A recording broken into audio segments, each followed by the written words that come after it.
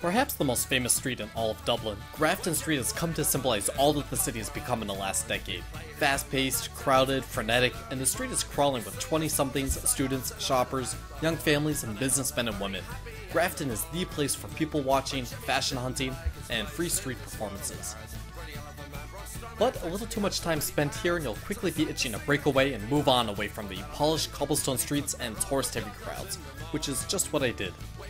A short walk to the historically less fashionable part of the city, north of the River Liffey, is home to today's Dublin.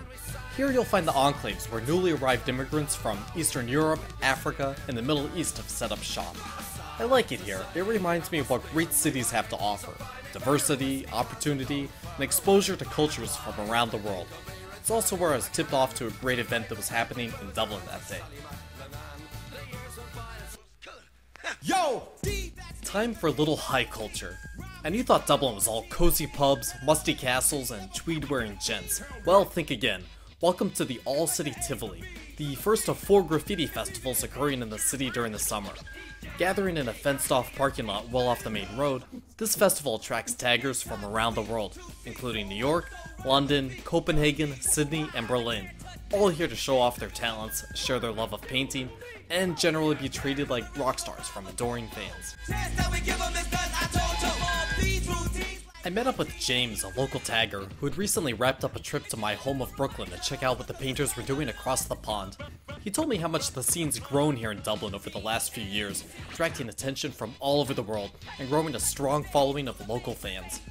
I contemplated busting a move myself on the breakdance floor, but, you know, I don't want to embarrass the other dancers with my sick moves.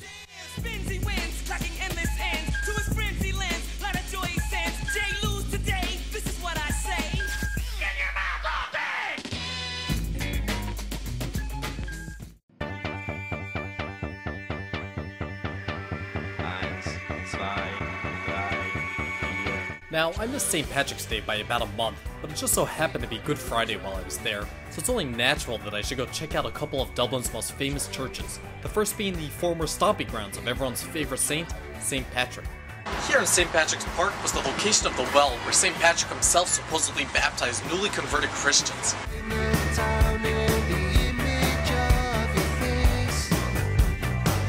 Next I stopped by Christ Church Cathedral.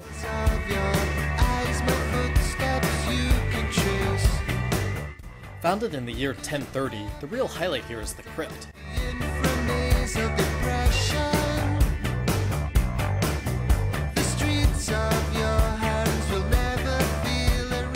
Full of old artifacts, artwork, and even a mummified cat and rat, the crypt has something for the whole family.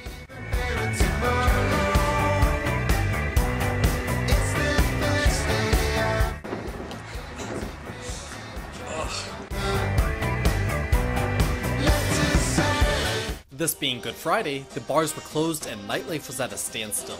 Luckily, my hostel planned ahead, stocking up on drinks and hiring a local band to put on a show for us. And what should have probably been a very boring night turned out to be one of the highlights of the trip.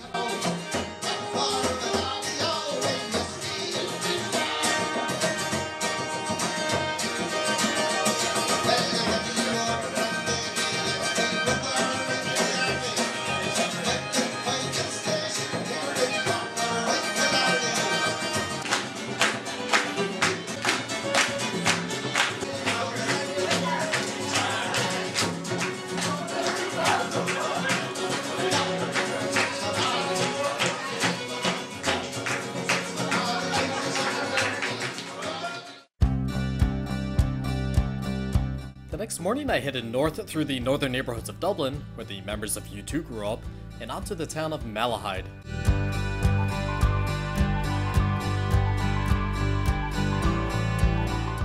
Just a short trip north of Dublin is Malahide Castle.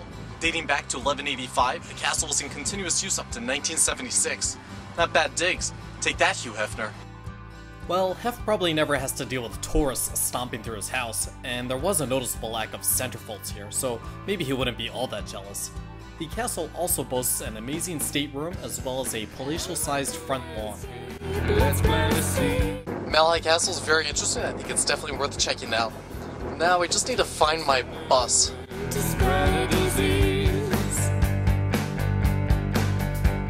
I I did finally stumble upon it a little bit later on, and I was off again, this time to the coastline.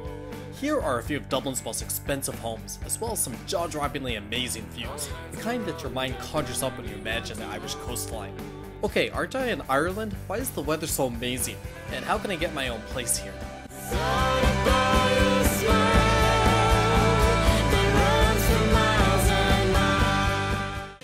There is perhaps nowhere better to relax after a busy few days seeing Dublin than the famed, picturesque park, St. Stephen's Green.